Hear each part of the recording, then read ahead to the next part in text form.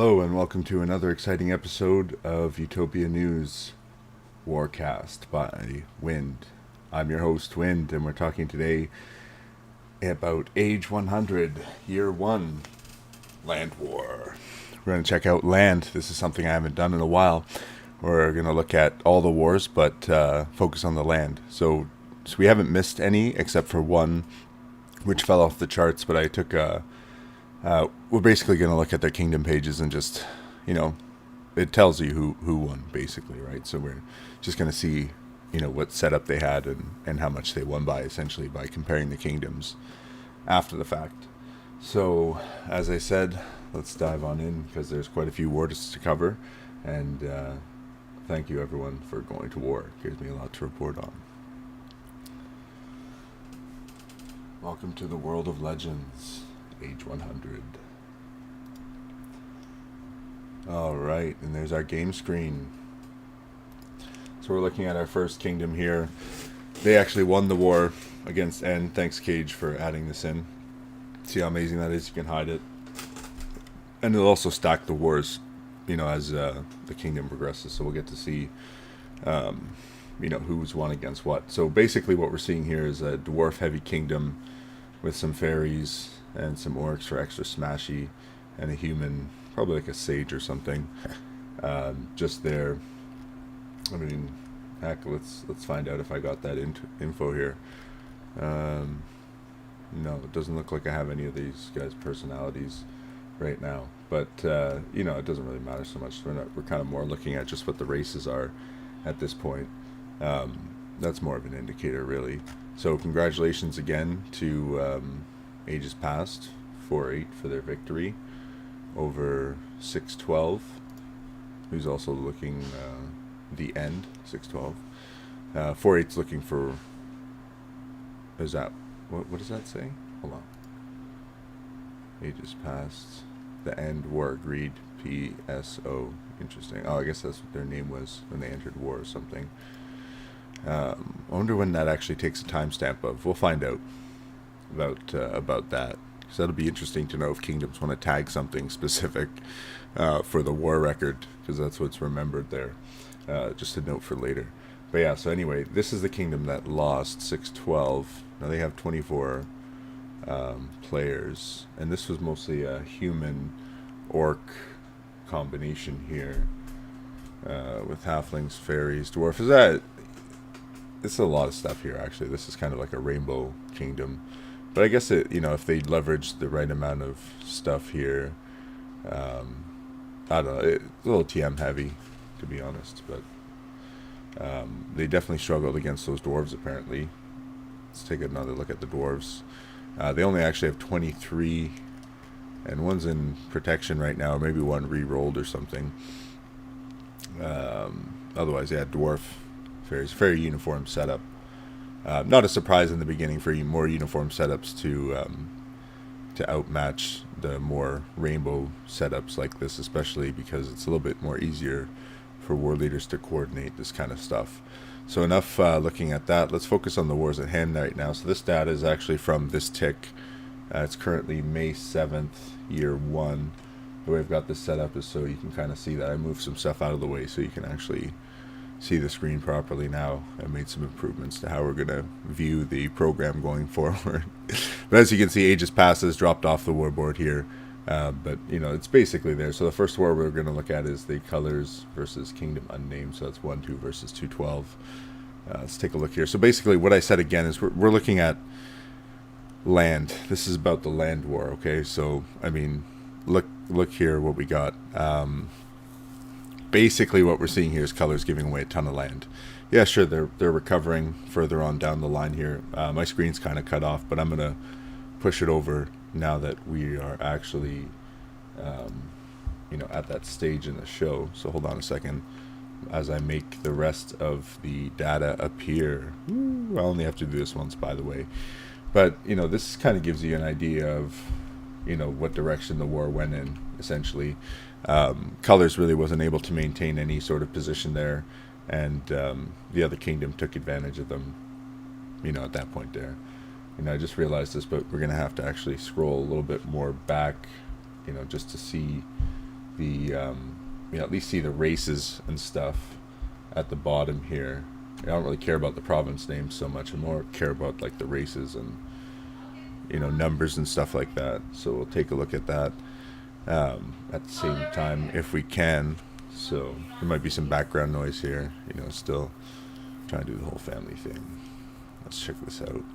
Okay, so yeah, colors basically gave away a ton of land here. This was like the end of the war here. So I drew this nice green circle so we can kind of more easily see where they're at. So the enemy here, colors, colors ended up here around 8k land, and Kingdom Unnamed ended up at about 13k land. So nice, their average war win boost, but I mean, they really took it as far as land was concerned. Early on, land, to be honest, is the most important thing, because net worth and honor will come with the land, but you need to have the land and maintain the land in order to build your war kingdom or build yourself every age. So just something to keep in mind. That's what we're focusing on, Land Wars, for this episode. All right, great job, guys. Let's move on to the next one. So our next one here is De Valorian Dreaming, and that place over there. Now again, some of these wars have been over for some time, but again, we're focusing more on what the outcome was. In this case, that place over there ended up losing. De Valorian Dreaming ended up with just over 12k land, right? And of course, the enemy was at about just over 8k. So again, we're seeing that 5k bonus essentially. But I mean, that gives you an idea. If we look at just before that right here, we see this point here. I can actually identify what point this was. So that's 9819, right? So they were still above by about 2,000 acres, give or take 100 acres, a couple hundred acres or so. So that gives you an idea where the position was in terms of their ability to hold the land. And if you look at it, it's pretty steady. De Valorian was a perfect example here. Maybe not ideally, maybe not the perfect war, because the De Valorian was up one province. You can't quite see that here, but again, they're they got one more province here under Elfish. I'll just move it up for a second. There you go. You see, they got one more province here, and it's an undead, so it's another attacker. So it's just one more thing they got going for them. Actually, no, I don't see why I wouldn't be able to just keep it up there at this spot here. Yeah, no, that's perfect. Okay, good. Yeah. So anyway, again, this is a perfect example. De Valorian, building. Again, this is year one, and land is extremely important. So for everyone else, and everyone watching out there, that's what we're going to focus on for this episode. This was a nice exchange, and this is something I expect from who I know these kingdoms are. Pretty sure Phoenix Reborn is who I think it is. Shout out to you guys, by the way. Looks like you're in a serious war right now. However, looks like the core may be taking one up on you, see if you're able to bring it back. But there is one spot I forgot to put a convergence on. And again, this war is an interesting one, so we're going to have to, it's a very long one. It started way back when, roughly back here somewhere. That's how long it's been going on for. We've got a lot of convergences here. But actually, we're just gonna double check what I just said there for a second. I'll show you guys, an easy way to check this out, because this data that you're seeing here, like July 6th year 186 10445 is the correct land. But we're this war is 29 hours old, right? So that's quite a bit of time, right? So we're just gonna go back. July 6 to June 6, and remember, it's every 24 days, right, for this. So 24, and then another 24, right, it's about here, and another 24, so we're at 3 now, right, and another 24, so here, that's 4, and another 24, that's 5. Right, so we've already gone, 24, basically 96 hours into this war. So if we go another 24 down to Jan 6. You know, that takes us up to 120 hours. So it's roughly around here. This, I knew I overestimated here, but yeah, because somewhere around here is when their war actually started. As you can see, the core was up on them in the first place in acres. But the main takeaway from this is that you see where Phoenix is right here. It's more or less where like it kind of the first convergence was in terms of land. This 9822, I've got to move the screen over again for this, and it's a lot more work than usual. Okay, and, you know, I just kind of highlighted more land convergences. I mean, that's how many convergences are going on in this war right now. Just as I'm moving over the screen, you can kind of see all the stuff that I'm talking about here. But essentially what I want to highlight here is that we're ending up at, you know, Phoenix is at 10,746. So the most important takeaway from this, you know, and even now they're still at 10,426. The takeaway from this is 10,426 to when the war started. See if I can get it. They go 9822. So 9822 10,426. Yeah, so I mean they're still up, right? That's the whole point. You're gaining acres, even though you may be, you know, losing acres at that particular moment in time. Who's to say that there might not be another convergence and a swing back, so that you know, they might end a little bit better. But again, we're looking at the land side of things. So I mean, this war could be completely different. So I hope this doesn't break like everything else. But we're going to switch over to the net worth side for this one. I'm gonna have to clear this jib jab here. Hopefully it doesn't affect the rest of the screens that I've already highlighted. Man, jib jab, what kind of word is that? Why did I even come up with that? Anyway, probably just trying not to swear because of kids and stuff. But anyway, let's just take a look here. Yeah, I mean, there isn't any real significant convergences here. You know, this is kind of where the war more or less started, was somewhere around here is what we were saying. You know, this is basically kind of where it started here. And I mean, ultimately, yeah, they've lost net worth and stuff, but there haven't been any serious convergences by the core. If anything, Phoenix is still in control of this war. So looking at the land side of things, really what it tells me is that Phoenix could have a very strong swing back here. Let's check the honor side of things. Again, Phoenix is in charge of the honor side, which means they're in charge of like ops and attacking probably. Going down the list, yeah, you're seeing everything. You know, they got equal provinces here. Definitely a good war. Let's check this out. So on the Phoenix side, we got mostly elves and orcs, some mix-ups. Otherwise, we're facing undead and orc primarily. With you know, they both. I'm not sure exactly what role these elves are playing, if they're pure attackers, or if they're a little bit of a, you know, a attacker mage role. But some more intel would tell us more for sure.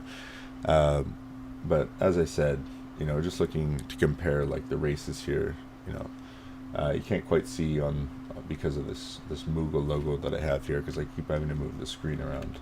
If I go like that, no, that's not enough. Okay, here, let me try. Move this just so you can see the there we go, see the races there. So yeah, you know, like I said, it's kind of a similar build, but a lot more elves on one side versus an orc and undead kind of combination, again with some TMs and the odd you know, avian up here. Otherwise, you know, definitely, you know, again, looking at this is why we had to flip to the other views, right? Because while land is the most important when it comes to like checking out what's actually happening in the war, you have to look at all these other factors as well. It's something I normally skip over and just kind of generalize, but today we're looking at it more because we're talking about land. But again, we're going to try and get through as much of this as possible, so just be advised. Again, there may be some background noise that I can't really control right now, so just bear with me here. So I hope this ends up working out for you, Phoenix, but it looks like you guys are going to be working on this one for a little bit longer, although everything does look in your favor. Alright, let's check out the next one. See, these are the ones where we're not going to really go delve any deeper. We're just kind of look at the raw numbers here and see how these wars you know, ended up. So essentially, we've got Revenge of the Old Gods versus Set the Universe on Fire, and it looks like Set the Universe on Fire definitely won this one. By the end of it, they were around 10,000 land, whereas Revenge of the Old Gods about 5,000. So again, there's the 5,000 bonus win that everyone's kind of around. But see, they start kind of at the same level of 7.5. But this is a perfect example again of Set the Fire building themselves. Just a quick look. Wow. Yeah, so maybe they lost some provinces. I'm not 100% sure, but or it was just a little bit of a one-sided war there. Either way, good job, guys. Let's check out the next one. This again kind of looks like a very one-sided war. We're just going to look at the count here. We got an even count. Okay, we're gonna. Oops, got to switch over the view here. Oh, but yeah, essentially what we're just going to identify here is that the corporation really stuck it to StarCraft. StarCraft wasn't really able to make any land advances here, so there isn't too much they could do about it. Essentially, corporation ending at, wow, that's a whopping number, 22,686 land to StarCraft's, let's say, 14,000, roughly less than that, 13,681 or something like that. If we look at the actual same time, the 19th year, that's a pretty big difference. So 13.5, let's say, to, 13.6 to 22.6, so yeah, 10,000 acres. That's a pretty nice gain for the corporation. Nice work. Let's take a look at what was going on the corporation side, what worked for them in terms of builds. Again, a dwarf heavy build, something we're seeing that's been winning since the beginning with lots of halflings. Be interesting to see how that works out for them. They don't have any fairies or any elves. Yeah. We'll see how that works out for them. That's pretty cool that they're doing well with without those typical characters that you normally see. Still got some dwarfs on the other side here on StarCraft side. Elves, fairies, halflings, your typical setup with some orcs. So, there's your sustain on top, your smash on the bottom, and all your TM wall on the inside. This is a very stereotypical Utopia setup that didn't work against this very specified one. Again, we're seeing another similarity there. We're just gonna, for this one, we're gonna take a look at the honor, net worth and honor to see what happened here. Yeah, see, no real convergences by StarCraft on the net worth side. On the honor side, though, we see some big movements. But again, this is the only convergences that we're seeing here in this war. But again, nice work to the corporation walking away with a whopping 44,000, almost 800 honor, leaving StarCraft in the dust with 38,000. That's a pretty serious gain there. Nice work, corporation.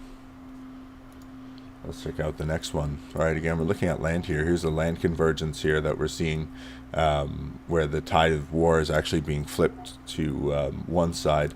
That's war greed is actually now overtaken and seems to be maintaining the land, because we're not seeing another comeback here. This is like, their last serious couple of waves here that, seems to be going on a downward trend, whereas, one is going on an upward trend. That's what we're starting to see here. For the viewers, let me just move this back over again so you can see exactly what I'm talking about here, because it's really apparent. Yeah, there you go. So we're just seeing some trend lines there that aren't exactly on 100% point, but they're close enough to build a pattern. You can basically see where I'm going with this. Up and down. Yeah, there we go. There we go. Okay, I gotta make sure I use this so you can see my mouse when I'm doing this. But yeah, down, up. That's basically what we're looking at here. Let's just scroll down. Okay, let's see what we're dealing with. Too short on war greed, even though they're the ones winning. Yeah, they're the ones winning. Let's look at the makeup here. We got elves and fairies, lots of TMs, too many TMs maybe. If all these guys are actually TMs, or if these are attackers, hopefully, like attacker mages, or hybrids rather, that would be more ideal.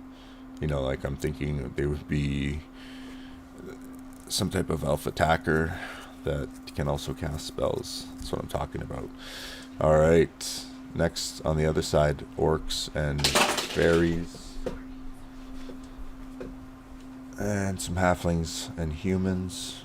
Basically almost looks like a similar setup.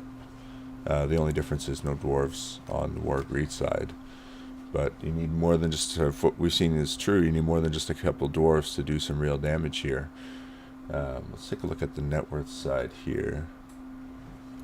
Yeah, see this is, oops. Let's check out the net worth side here. This is really apparent here. You know, you can see how in control War Greed really is. You know, on every wave, there's really, doesn't look like Warwolves really has a chance to do much here. Or whatever they're doing is just not as effective, especially, you know, time over time. They're just losing a little bit more ground, you know, to War Greed here. So I'll see how that goes, but again, it's not looking so good for Warwolves.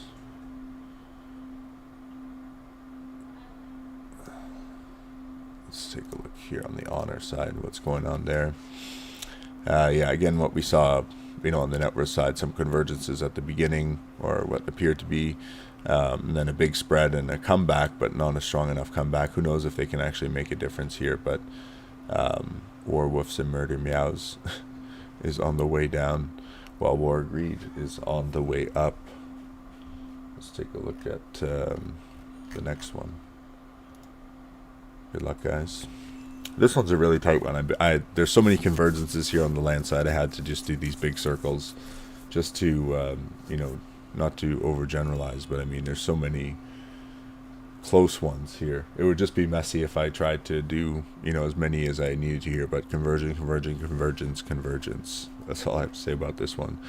But at the end here, you can clearly see that, you know, someone is breaking away, and that's provinces over how we plan to kill you. Again, provinces is 2 provinces above how we plan to kill you. Otherwise, in terms of makeup, they both have dwarves, they both have elves, they both have fairies, you know, some more than others. Halfling, they both have 1 halfling each. Provinces has no humans, but they have more orcs and also 2 undead. So they're both following a similar makeup. That seems to be a trend for the more rainbow-style kingdoms.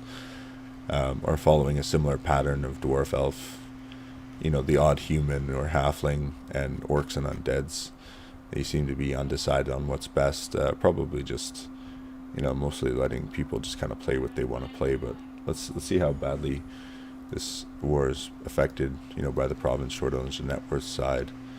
Not so much as you think, actually. There's a lot of convergences here, just as the same as the land looks. I mean, very strong convergence lines here. So it's, you know, it's interesting to see this one like this. Let's take a look here. Honor. Wow, that's really cool. Yeah, see again, lots of real strong convergence lines there.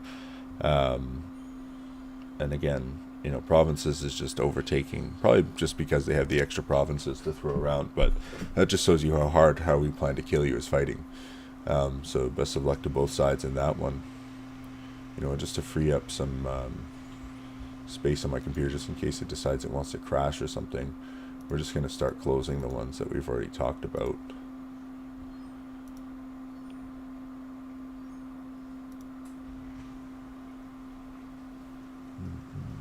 Provinces, yeah, best of luck, guys. All right. What can I say more about this one? This is one where we're just going to go kind of very vaguely look at it, you know, 9,900 to a whopping 17, let's say 8. So, you know, that's quite a significant difference there. I mean, you know, it's like 8,500, let's say, 9,000 difference in land that peace has gained. And just checking out the count here, peace actually has 1 less province, and they took such a huge victory. What happened? Time for whatever blank is. Seriously, what happened here? Let's try and find out. Net worth. Yeah, no chance. It's like they're just completely unmotivated, or just were doing all the wrong moves. You know, that's a wave, that's a wave, that's a wave. You can see a steady downward. Some might call this a farm war. Standard rainbow makeups. I mean, nothing super special here. Let's see. You know, great war. I mean, it worked out great for peace. Good job, guys. Good job. So the Samurai Noobs versus Hidden Message War. Again, this is another one where they had a big difference, 7,000 to 13,000. That is a pretty big difference. Just on about 6,000 extra acres from the victory there, so 1,000 more than what they were expecting. Quickly looking down at the numbers, Samurai Noobs is too short, so it's probably no surprise that they lost there. Networth side reveals the same, honor side reveals the same. Not a whole lot going on. You know, basically looks like they didn't have control. You know, no control over this whatsoever. Just this downward spiral for them. All right, let's look at the next one. We've got Unnamed Kingdom versus Celebration Time. Well, it's not quite Celebration Time yet, but maybe you know, definitely no time to celebrate from your land position. As far as I'm concerned, Celebration Time. You know, taking a look over here, you're at 7,600, and your enemy is about 2,100 or 2,200 acres currently above you. Let's just take a look at the. Let's just get rid of these for now. Oh, there's some convergences that I just highlighted there, but I mean that's, you know, that's a pretty big gap already. Let's see how the war is being controlled here. Looks like it's pretty one-sided. Unnamed Kingdom kicking butt, wave after wave. Looks like Celebration Time tried to pull back a little bit, but not nearly enough. Unnamed Kingdom still walking away with this one. This is a micro war. Unnamed Kingdom is 2 above. Dwarf heavy. The other kingdom is dwarf and fairy combined. So this is the one instance where, you know, I guess they still didn't have enough dwarves to pull this off, or just, you know, not even having the equal number of provinces kind of sank them there. It's hard to say with these micro wars because you never know what is exactly going on. But best of luck on yours, guys. You're at 62 hours. All right, let's move on to the next one. Okay. I like to do some highlighting here on the convergence. No, I'm just kidding. This isn't quite a convergence right here. But this is the victory result. Let's take a look at those numbers, actually.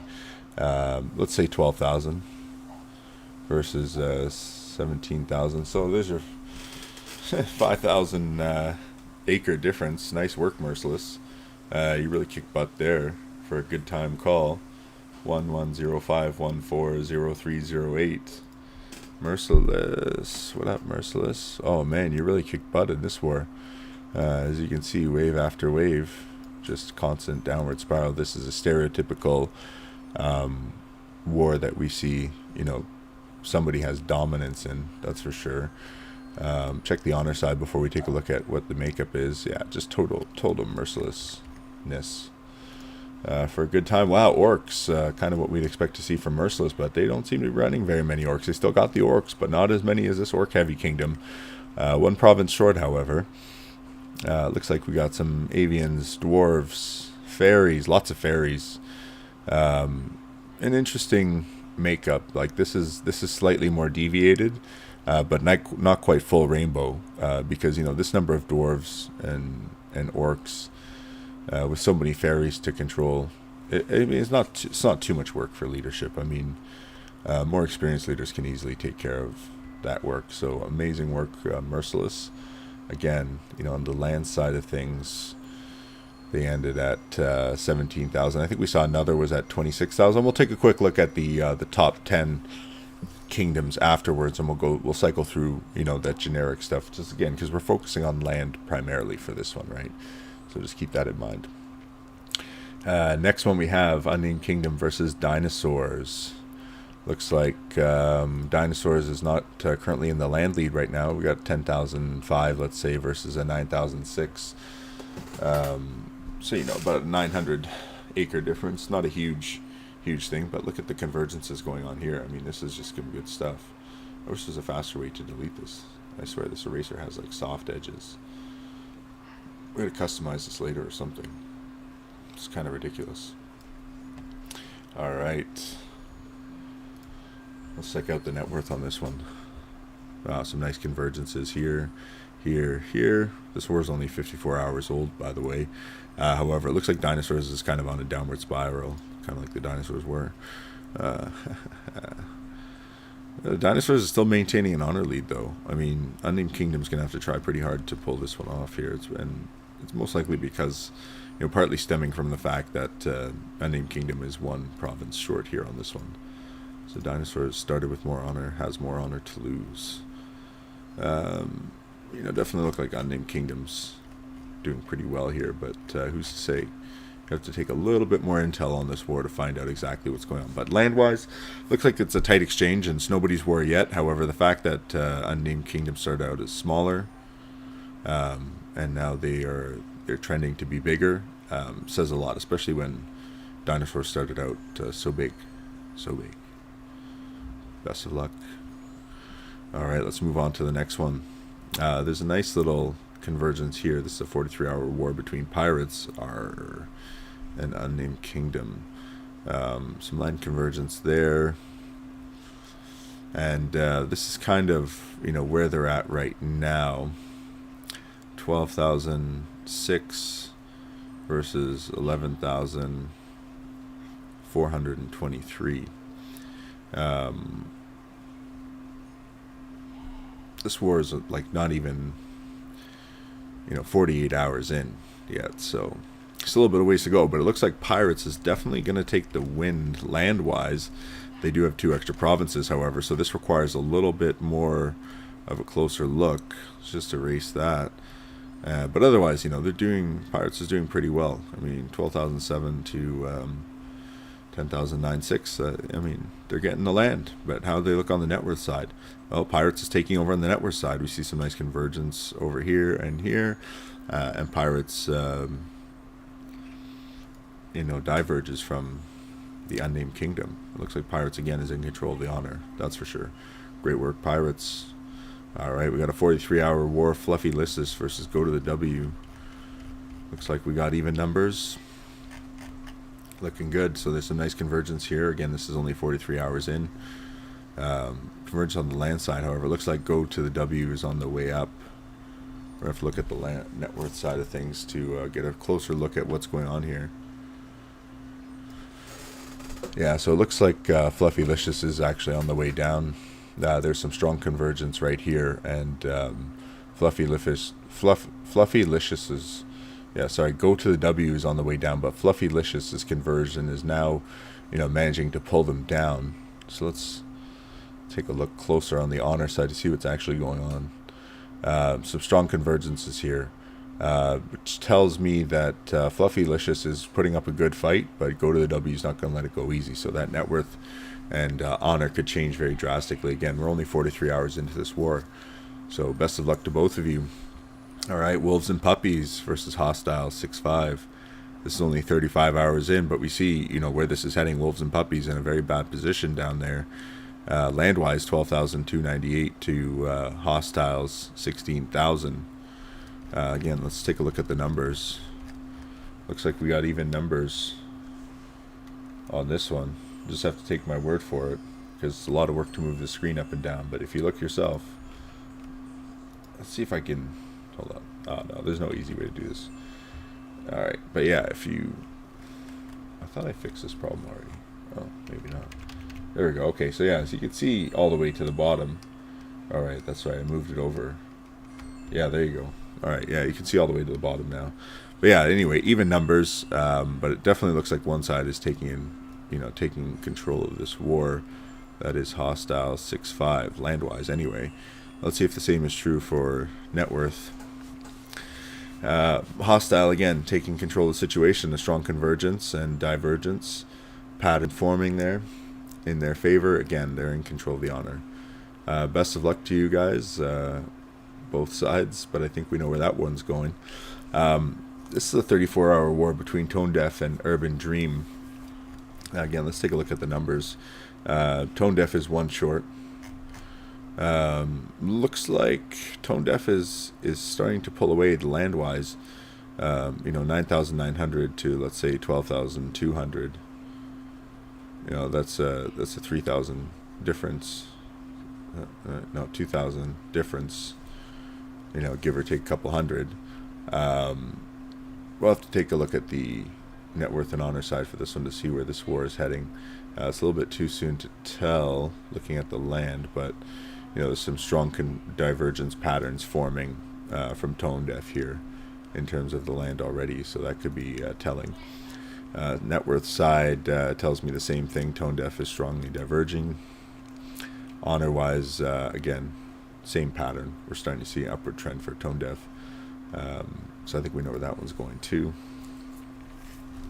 Let's check out the next one, the 32-hour war between Haven't Decided Yet and Space Cats. I posted their thing on the news, their banner. It was pretty funny. Whether or not they're good at fighting wars, they have a funny banner, so I put it on there. But I think they did win their last war, actually. They did. Let's check this out. Haven't Decided Yet. 12,000 to 13,000. It's about, pretty big, 1,100, let's call it, advantage for Space Cats right now. But as you can see, there's some strong convergences going on here. This is going back and forth, but currently Space Cats started on the lower side of land and is now on the higher side of the land. So they're definitely getting the land. Whether that's going to get them the win, is another story, but it looks like they're diverging. They've had some strong convergences here, and here. And they're definitely in control. Again, going back to like we saw with Merciless, not as in control, but they're performing the same pattern. We're seeing that same pattern. There's lots of convergences here, but a strong divergence from Space Cats here, bigger than any time before. We'll see if Haven't Decided Yet can maintain this and pull back, or whether after 32 hours this war is already going to the cats. Alright, let's check this out. CM versus 100 Things war. So, we got some strong pattern here. Looks like CM 10,000 acres versus 12,000. It's like at least 2,300 acres in favor of 100 Things. Check out the net worth side. Looks like CM is losing this war, that's for sure. No real convergence there. Almost. Definitely not here, and showing a strong pattern. Hold on. Gotta move this over yet again. Probably missed a little bit of the Space Cats thing because I have to keep moving this thing back and forth. But yeah, it's you kind of see what I'm talking about here anyway. It's like 168. Oh, this is net worth, yeah. So they're ending. CM is pretty much on the bottom here. Let's check out the honor side of things. CM is definitely losing the honor. Came in bigger, is now become smaller, and as I said before, we're seeing the divergent pattern on the enemy side. 100 Things war. It's a great job to everyone. Best of luck. Empyrean versus Pawn Stars. This is a 13-hour war. Empyreans, looks like we got even numbers. So war to watch. What's going on though? We got Pawn Stars coming in at 11,000. And the other guys coming in at about 11,000, about 800 acre difference for Empyreans right now in their favor. Net worth side of things, it looks like not a whole lot is going on. Empyreans came in a little bit smaller. Actually, no, 13 hours. Let's take a look where they were exactly. This graph can be confusing sometimes. 12. So this is 13 hours right here. So, stupid thing. Who's red? Yeah, okay, red is Pawn Stars. So Pawn Stars came in a little bit smaller than Empyreans, but Empyreans is still on top right now. So that's a good sign for them. Let's take a look at the honor side of things. Yeah, it looks like Pawn Star is not giving up a fight. So best of luck to both sides. Let's move on to the next one. Epic Utopia blunders of history versus things they say to win. Let's take a look here if they've got even numbers. And they do. Awesome. Land-wise, it looks like Epic Utopia blunders of history is on the way down with 12,400, let's say, versus 13,200. So, you know, almost 1,000 difference there. Definitely looks like things they say to win is on track to win. And net worth is telling the same thing here. Again, they're walking away with more acres. Did I say win? I mean, they're walking away with more acres. But yeah, win this particular war. Yeah, Honor's kind of telling me the same thing. Maybe, yeah, definitely Honor's telling us the same thing. It looks like they're losing they're not able to maintain or gain too much. Looks like Epic is pulling back a tiny bit, but this pattern here is not a nice one to see. This is not what you want to see. All right, let's move on to the next one. This is the last war that's currently on. Shameless corporate shills versus unarmed kingdom. Looks like unarmed kingdom is 4 players above Shameless. So we're going to have to go into net worth here and take a look at what's going on. Unarmed, it looks like they're in control of the war. Honor-wise, they're also in control of the war. So best of luck, Shameless. But even though you've got, even though you're down 4 players, I'm sure you guys are happy for the war. Looks like we got 1 dork guy on the enemy side. Oh, and Mighty Gorgon. So they're actually, Exogen. Wow, there's a lot of players. So actually, they're only 1 player above. Even worse of a sign. Shameless, what are you doing? You're like giving this war away. Come on, guys. Pick it up, pick it up. All right, best of luck to both sides. Let's take a look here. I'm just going to refresh this current wars. That's pretty much the end of our broadcast for today, but we're just going to make sure we haven't missed anything. Nope, Shameless was the last war. We're just going to take a look at the top 10 kingdoms. I said we were going to do that. Just shout out to, 6-9 in terms of, what are we on here? I think this is land. Yeah, so this is land. So in the top spots, we've got the corporation 2-6 and 6-9. That's 6-9 in the top. They're at 30,000 K. Everyone else is hovering between 15 and 20,000 K. Only one person is above 20,000 K, and that's things we should have 211. So you guys got some work to go, and the corporation and 6-9 looks like they're deciding the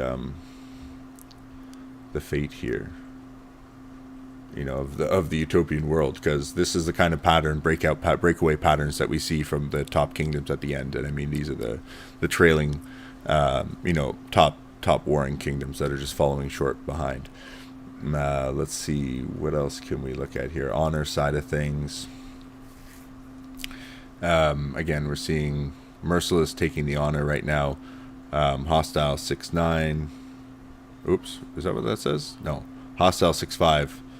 But they're actually 6-4. I guess they're going to go hostile with 6-5, who isn't even on the top 10 honor-wise anyway. But as you can see, the corporation 6-9 are in the 3rd and 4th position. So I give bet any good money that some of the top warring kingdoms that you want to watch out for, these two. I'm not saying not to war them, but be wary of these kingdoms, because they're in it to win it. That's for sure. So congratulations to everyone who managed to find war, and best of luck to everyone who's still at war. Some of you are going to need it, that's for sure. Thank you for joining me today in the world of legends. This is your host, Wind, signing out. We hope to see you on the next episode. Thanks for joining.